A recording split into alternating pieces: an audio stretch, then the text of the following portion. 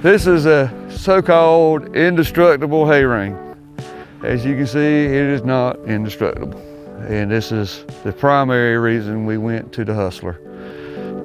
But we were researching ways to improve the way we put our hay, deliver our hay to our cows.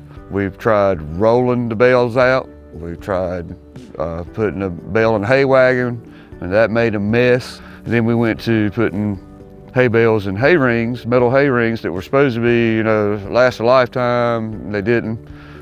It's not safe for calves or any other type of animal. And that's why we wanted to go to the Hustler where we could spread it out, reduce the stress on the animals, not have hay rings tearing up and metal strode across the pasture. I'd be glad to see these go completely. My observations when we did that, with putting a single bale out there, is increased stress on the calves and the cows. The survival of the fittest kicks in. It's just not healthy for the herd.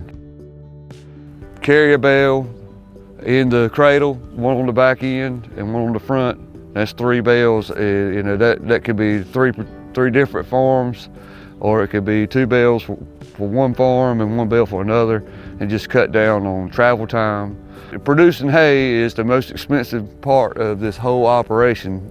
I think on a typical day, I can put out, if I'm putting out hay for all the herds, it's like 19 bales, where before it had been 30 or plus, 30 plus. There's no waste, very little.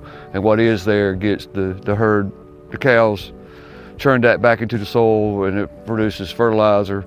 That's a big difference per day. I mean, if it's just 10 bales per day through the winter, that's a big difference. It's going to be exciting to see the turnaround. How many bales we'll have left over this season versus the others.